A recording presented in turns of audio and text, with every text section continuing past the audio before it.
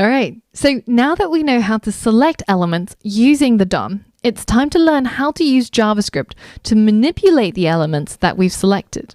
Now, as you saw earlier on, we were able to change the CSS style dynamically using JavaScript by tapping into the style property of an element object. So for example, we could say document.querySelector h1.style.color equals red. And that selects on the h1 element in our document, changes the style color to a red color. Now, every single CSS property can be changed in this way using JavaScript, but the property names might look a little bit different. As we said earlier on, JavaScript naming conventions tend to be camel-cased. So for example, query selector, where the first word is lowercase and the second word begins with an uppercase letter, this is camel casing. And this is standard for naming methods and properties in JavaScript. So that means that when you're trying to change the CSS styles, you'll find that the property names don't look quite the same as what you see in CSS. So for example, we might have things like font size, which is font dash size as the property name in CSS. But if you're trying to change it using JavaScript, then the property is going to be camel cased like so. So let's change the font size to, I don't know, something massive, 10 rem.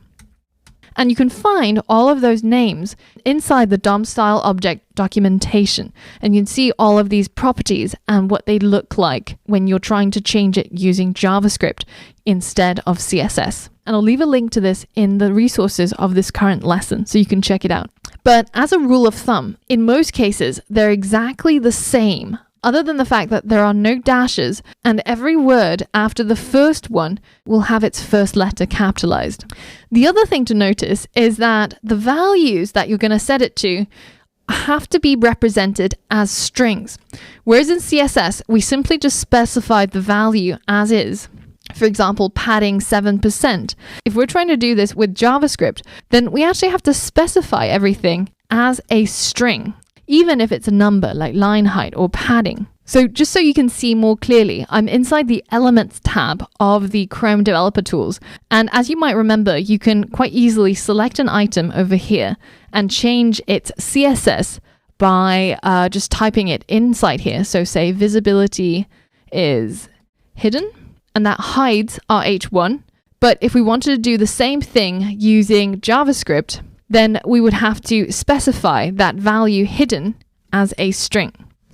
So remember those two differences. Now it's your turn to try it out. I want you to use JavaScript only to change the background color of our button here to a yellow color.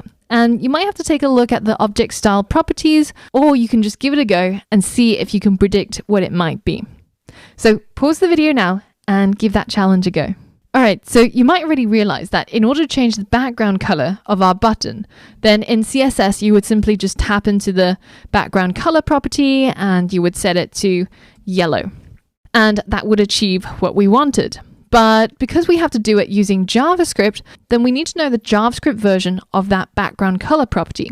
So if we head over to our style object properties documentation and we hit Command F, we search for background color, then you can see that it brings up the property that's called background color. And as some of you might have predicted, it's simply the same property without the dash and camel cased. So let's now use it inside our console.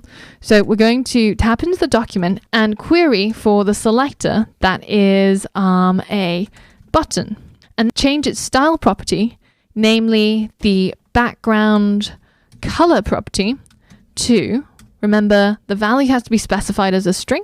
So it's the word yellow inside some quotation marks. Now if we hit enter, our JavaScript code has turned the background color of the button yellow. So if you found that difficult at all, then I recommend going through some of the other properties that we've been using in CSS and trying to do it using JavaScript instead, and have a play around with the Chrome Developer Tools until you really get it. Now, in the next lesson, we're going to learn all about the separation of concerns and how we can keep our style inside the CSS, but toggle it on and off using JavaScript.